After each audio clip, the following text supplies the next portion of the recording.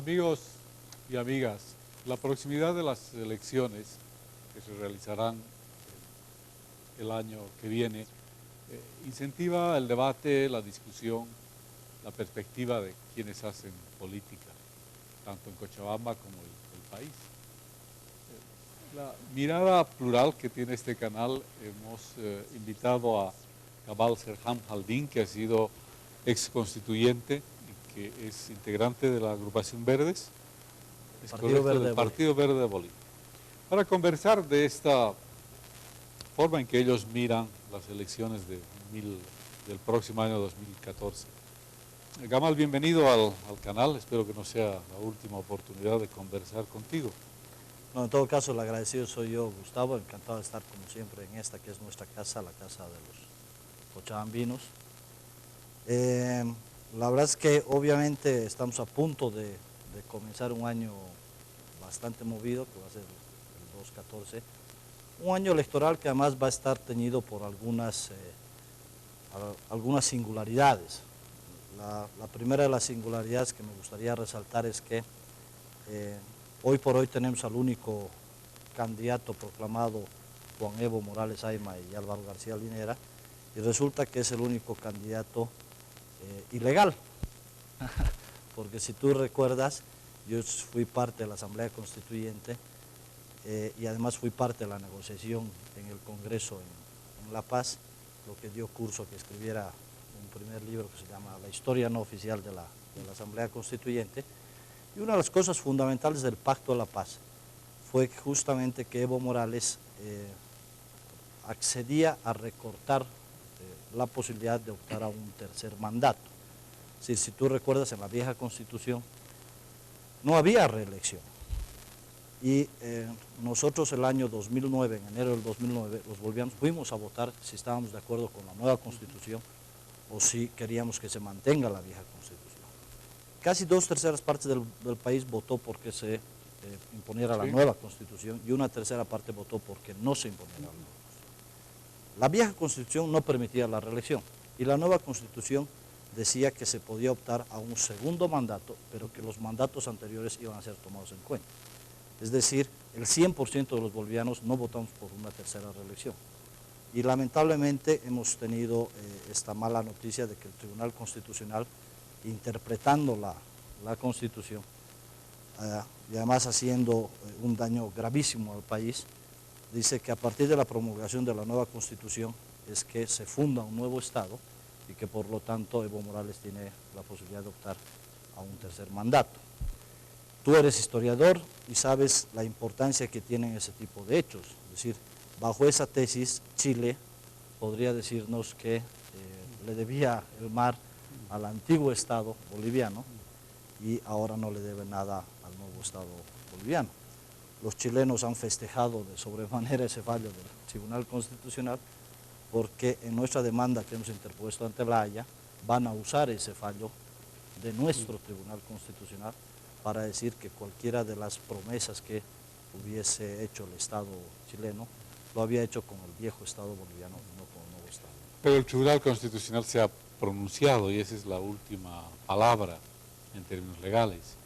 En Bolivia, porque no te olvides que parte de lo que nosotros incluimos justamente en las 147 modificaciones que hicimos a la Constitución, incorporamos que parte del bloque de constitucionalidad eran todos los tratados de derechos humanos internacionales. Por lo tanto, eso nos ha abierto la vía a que el expresidente Quiroga presente una demanda ante la Comisión Interamericana de Derechos Humanos ante la flagrante violación de uno de los derechos consagrados como derechos humanos, que es el derecho al voto. ¿Y se ha pronunciado la Corte? Porque ha venido aquí el secretario de la OEA y lo que al menos ha reflejado la prensa es que él dice, este es un tema no tratable. No tratable por la OEA, pero tratable por la Comisión Interamericana de Derechos Humanos, que es una instancia, si quieres, autártica de la OEA, ante la cual nosotros hemos presentado la demanda. Ahora, lo que hay que aclarar es que el secretario general Insulza ha venido como el futuro canciller de Bachelet, es decir, ha venido a negociar la reelección de Evo Morales por nuestra aspiración de salida al mar. Es decir, las últimas declaraciones de Bachelet nos confirman esto. O sea, Bachelet acaba de decir que ella no está de acuerdo con que Bolivia haya acudido a los tribunales internacionales y que obviamente ella va a hacer respetar el derecho de Chile, lo cual cerraría cualquier puerta respecto a las aspiraciones legítimas que tenemos todo el pueblo boliviano de nuestro regreso al Océano Pacífico. Así que es triste el rol que está jugando el señor Insulza, porque además recordarás que es el propio señor Insulza el que le manda una nota al expresidente Quiroga, diciéndole que ellos fueron parte de la misión de observadores y los garantes del acuerdo congresal, donde hay un informe de la OEA que establece con absoluta claridad que parte de las negociaciones fundamentales fueron la reducción de una reelección del presidente Morales. Está en un informe dirigido de una misión de observadores de la OEA al Consejo Permanente. Y hace días atrás, una organización internacional que se llama Human Rights le ha mandado ya una nota a la OEA diciendo que se pronuncie en el caso de Bolivia y en el caso de Nicaragua, porque obviamente violando la Constitución, estos dos mandatarios están pretendiendo optar a una reelección que, de acuerdo a la Carta Interamericana Democrática, rompe el orden constitucional. ¿Y hay fecha de pronunciamiento? ¿Hay alguna idea de qué es lo que va a suceder? Nosotros hemos pedido que, dada la urgencia del tema, se pronuncien con bastante rapidez, porque ya hay un antecedente. El antecedente es el Fujimorazo del año 2000. Es decir, la OEA se pronunció respecto a las elecciones que hubo en el Perú, al tercer mandato que de manera ilegal e inconstitucional optó Fujimori, pero llegó tarde. Es decir, lo hizo después de que se realizaran las elecciones y pidió que se volvieran a realizar las elecciones. Hoy creemos que la OEA tiene la oportunidad de llegar a tiempo y de precautelar los derechos de los bolivianos. Entonces, finalmente los organismos internacionales tienen sus tiempos. Nosotros abrigamos todavía la esperanza de que esto se pueda resolver antes de las elecciones, pero bueno, finalmente los organismos internacionales nos han demostrado también que en algún momento parecen más que organismos estatales, parecen organismos gubernamentales, es decir, entre bomberos no se pisan la manguera.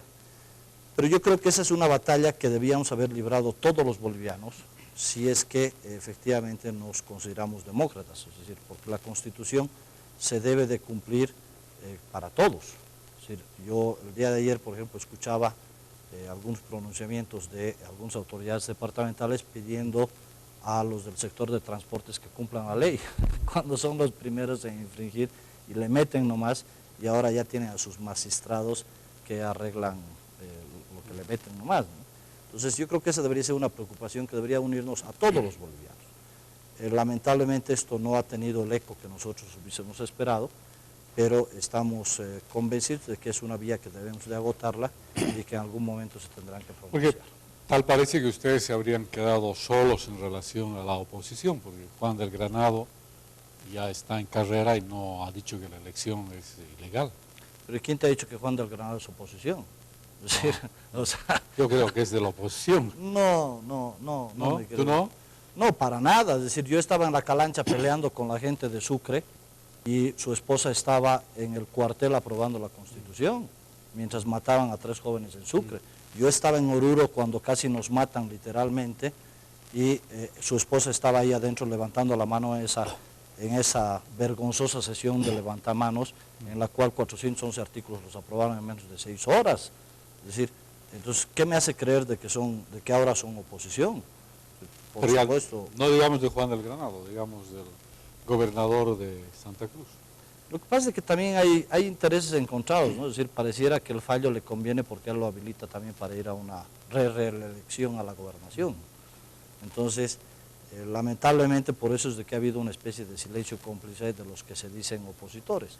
Entonces, pero yo creo que la gente se da cuenta quiénes son los verdaderos opositores, quiénes son los que realmente hacen oposición y quiénes son la alternativa para sacar a Bolivia de este drama en el cual estamos viviendo. Ustedes han proclamado la candidatura de Jorge Tuto Quiroga.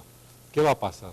Digamos que el Tribunal Constitucional ha dicho que la reelección de Evo es legal, ustedes la objetan y se van a la OEA no, supongamos que no se pronuncia ratificando la resolución del de nuestro órgano jurisdiccional interno. ¿Ustedes qué van a hacer?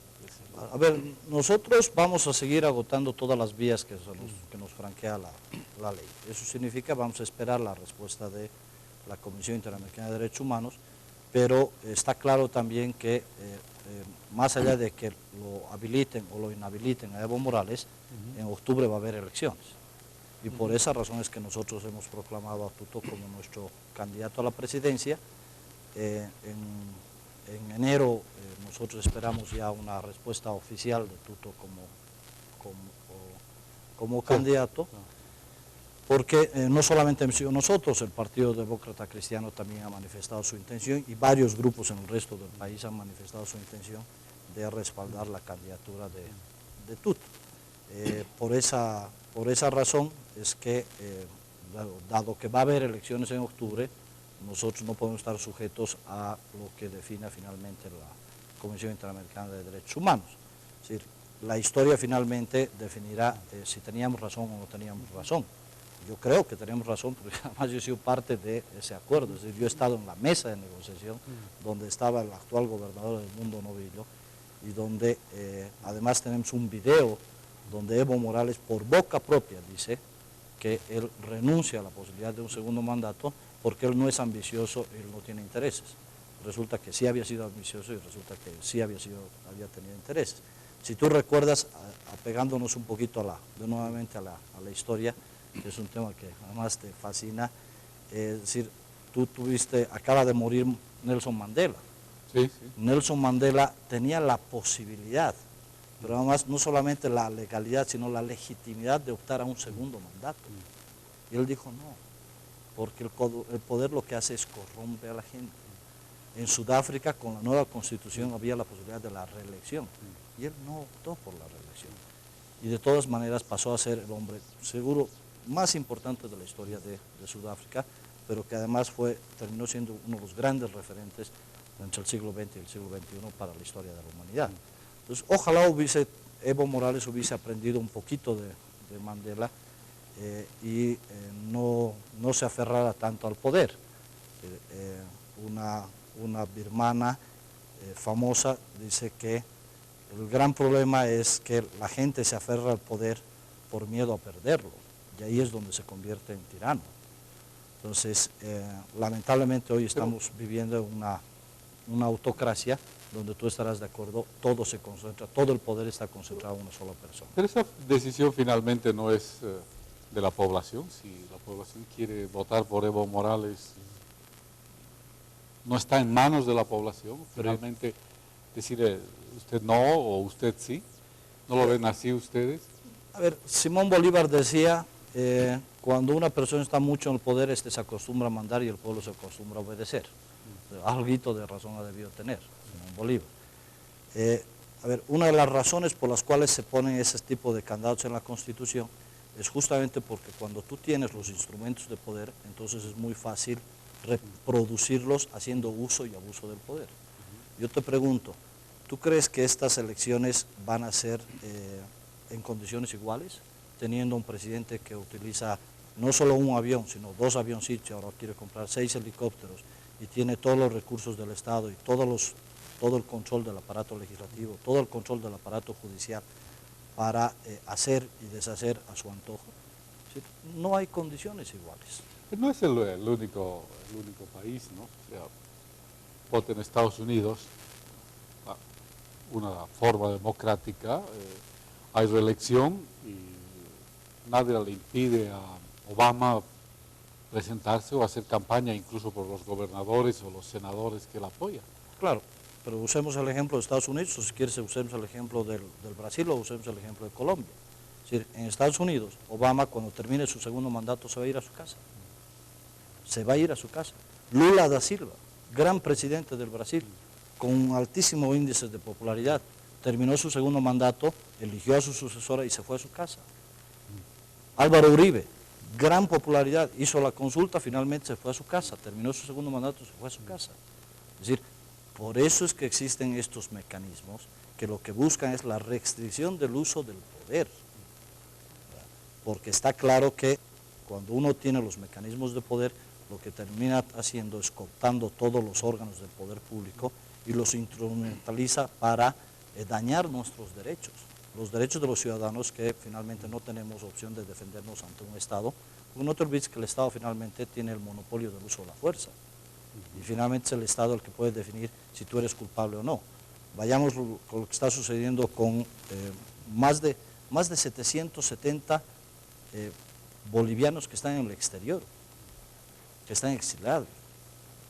La cantidad de gente que está siendo perseguida, Sabina Cuellar en Chuquisaca, Ernesto Suárez ya lo ha pasado a Chonta Pinto, ya tiene 23 procesos, Tuto Quiroga con un juicio que no tiene ni pies ni cabeza. Es decir, la persecución judicial se ha instrumentalizado para eliminar a los adversarios, para eliminar a los que piensan de manera diferente. Es decir, tú solamente tienes que pensar diferente y te ganas un juicio. Yo tenía 2 procesos, gracias a Dios los estamos llevando adelante, es decir, sin hacer mucha propaganda sobre el tema, ¿no? Es decir, porque bueno, finalmente hay que enfrentarlos. Y yo creo que uno de los valores que tiene justamente Tuto es que es posiblemente una de las pocas personas que está en el país y que ha dicho, ni me entrego, ni me callo, ni me rindo. Ahora, ¿qué posibilidades hay de que Tuto sea el candidato de la oposición? Es decir, un candidato único de la oposición. Yo creo que eso es finalmente lo que la gente nos va a pedir. Entonces hay que comenzar a construir sobre eso.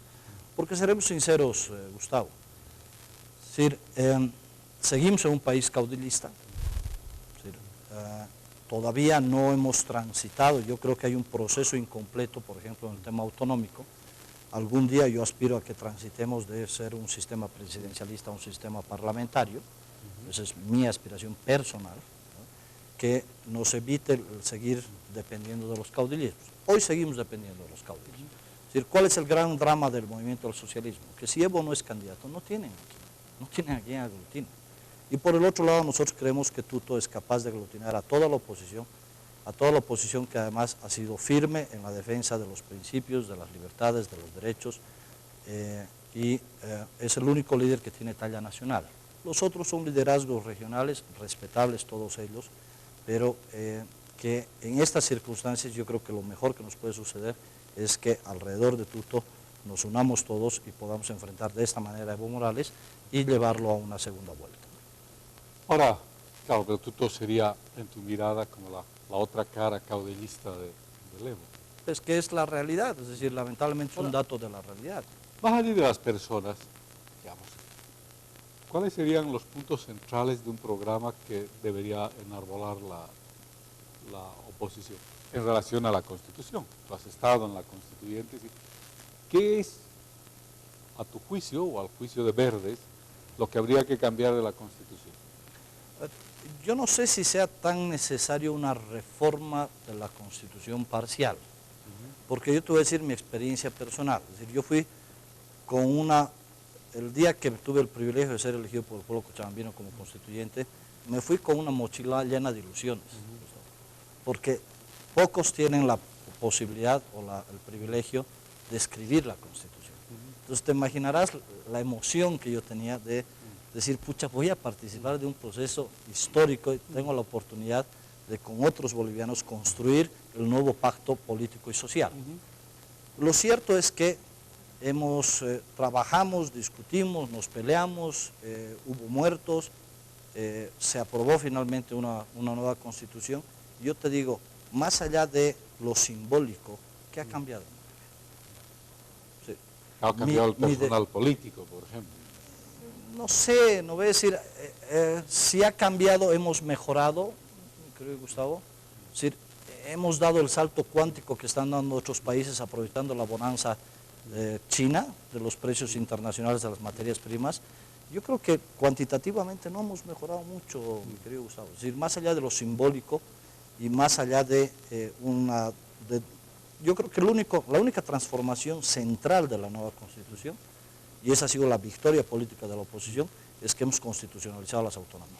Autonomías que no han avanzado un centímetro. ¿Por qué? Porque un régimen como el régimen masista, que es concentrador del poder, difícilmente va a estar de acuerdo con una autonomía que lo que te plantea en el fondo es la descentralización del poder, tanto político como económico. Es decir que, digamos, Verdes impulsaría grado mucho mayor o pondría en escena las autonomías. Esa sería una transformación importante. Esa debe de ser una transformación importante. Pero además eso lleva a una cosa adicional. Algunos lo llaman pacto fiscal, yo lo llamo de otra manera. Yo lo llamo renovar el modelo tributario que tenemos en Bolivia. Hoy tenemos un modelo tributario que es de arriba hacia abajo. El modelo que nosotros vamos a plantear es un modelo de abajo hacia arriba. Es decir, que sean los gobiernos municipales los que recauden los impuestos, por lo tanto que sean corresponsables de la recaudación fiscal, pero además que comiencen a ser fomentadores de ciertas actividades económicas en función a su vocación productiva en cada uno de los municipios y que se queden con su cuota aparte y que vayan subiendo. Es decir, de esa manera lo que estás generando es un efecto de sinergia, estás generando un efecto de corresponsabilidad fiscal, pero además estás generando un fomento a que los gobiernos locales no solamente sean proveedores de servicios, sino también sean promotores de la actividad económica ese sería, local. Digamos, descentralización, autonomía, ese sería uno de los componentes de Verde. Centrales. El MAS ha impulsado toda una política de nacionalizaciones. ¿Qué harían ustedes en ese campo, en él, por ejemplo? De falsas nacionalizaciones. ¿Por qué falsas nacionalizaciones? Primero porque nos vende el discurso que se nacionalizaron los hidrocarburos y lo único que se hizo fue adecuar los contratos anteriores. Es decir, se ha ido Repsol, se ha ido Total, se ha ido YPF, se ha ido British Petroleum, siguen trabajando. Pero los ingresos fiscales han aumentado. ¿Gracias a quién, mi querido Gustavo? Gracias a un hombre que en paz descanse, se llama Ormando Vaca Díez, que aprobó la ley de hidrocarburos que subió de 18 a 50%, aumentando el IDH, ley que fue vetada y objetada por Evo Morales, por Santos Ramírez, que en ese momento eran diputados. Fue objetada. Por Carlos, el Carlos no es así. No, pero Carlos era socio de Evo Morales. No, yo he sido parte de ese gobierno, ¿no? Otro día podríamos discutir, no era socio de ese estrictamente. Bueno, okay. Pero bueno, está bien. Tenían acuerdos políticos. ¿Qué harían con estos temas de nacionalización? O sea, lo primero, ¿no avanzarían más? No, hay que avanzar muchísimo porque ¿qué hemos industrializado? Llevamos 8 años de gobierno del MAS, 8 años de gobierno. No hemos industrializado ni una molécula de gas, no hemos industrializado ni una gota de petróleo en 8 años. O sea, necesitamos industrializar, pero además una de las cosas fundamentales que son para el futuro del país es que dejemos de ser monodependientes, porque hasta el día de hoy somos monoproductores. Ve nuestras exportaciones. ¿Sí? Seguimos siendo el país que exporta solamente materia prima y en especial hidrocarburo en forma bruta. Industrialización sería otro de los temas. Fundamentales. Pero para eso, ¿qué necesitas? Necesitas seguridad jurídica y por lo tanto lo que hay que hacer es, hay que renovar todo el sistema judicial. Todo el sistema judicial. O sea, ustedes no irían por la vía que ha optado el MAS de elección. ¿Encontrarían que un mecanismo de selección parlamentaria? Pero además hay que respetar, primero que hay que respetar la meritocracia, segundo que hay que fortalecer el sistema judicial, porque tú le puedes exigir muchas cosas a una persona, entonces no le das los recursos para que cumpla.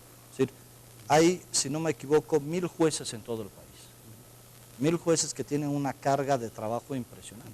Es decir, el sistema judicial va a seguir fracasando, independientemente de que elijamos o no elijamos por voto directo a los magistrados. Es decir, donde hay que trabajar es desde abajo hacia arriba en el sistema judicial.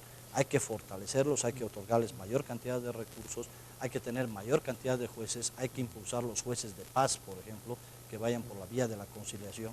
Eso es una de las cosas que nosotros planteamos al interior de la Asamblea Constituyente y nunca lo entendieron.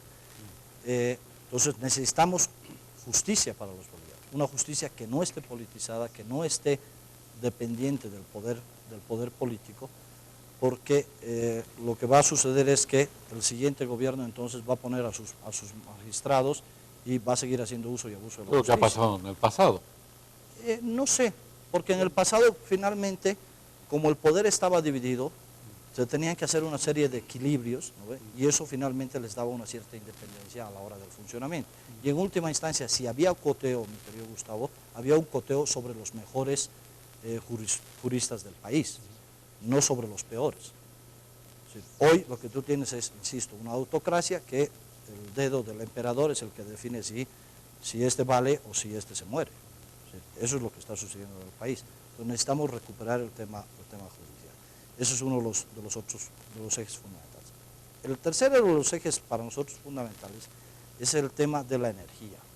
Es decir, nos hemos convertido, de poder ser el centro energético del Cono Sur, nos hemos convertido en el hueco energético del Cono Sur. Y lo que hay que comenzar a potenciar es que Bolivia tiene una de las grandes bendiciones del siglo XXI. Es decir, nosotros podemos promover energía limpia. Tenemos el gas, tenemos para producir energía geotérmica, tenemos los ríos más caudalosos para producir energía hidroeléctrica, tenemos soles espectaculares en el altiplano para generar energía solar y tenemos vientos muy fuertes en los llanos que nos pueden generar energía eólica. Y lo que debemos de hacer es transformar a Bolivia en un centro energético que nos permita vender nuestra energía a todos nuestros vecinos. El problema es que nuestros vecinos ya han tomado ciertas previsiones porque no confían ya en el gobierno boliviano y están comenzando a alimentarse de energía que le están trayendo de ultramar. Es decir, y eso es grave, y eso se debe fundamentalmente a que no existe seguridad jurídica en el país. Cabal, es decir, autonomías, reforma judicial, un nuevo plan basado en energía limpia, son componentes del programa de Verde. Como para acabar, aunque en realidad esta conversación no se acaba, o sea, la continuaremos en otra oportunidad.